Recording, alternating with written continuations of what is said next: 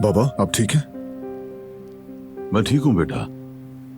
हम ये एल्बम देख रहे थे, पुरानी बातें याद आ रही थी। मैं तुम्हें ढूंढ रहा था। यहां आओगी जरा?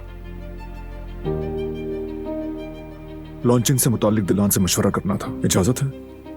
बिल्कुल इजाजत है बेटा। ठीक है, चलती हूँ बाबा, फिर आऊंगी मैं।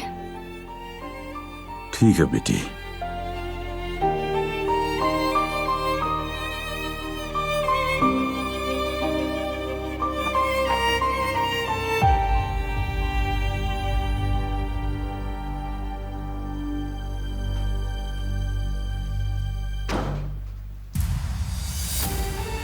क्या हो गया है? कहाँ ले जा रहे हो मुझे?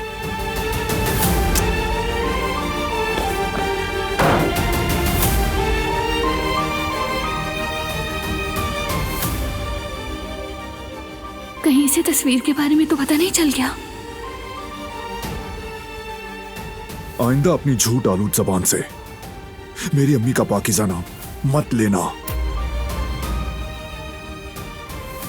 मैंने उनकी याद को अपने दिल के खास गोशे में रखा है ताकि कोई भी उनकी याद को आलूदा ना कर पाए, उनकी याद की रोशनी कभी मान ना पड़े।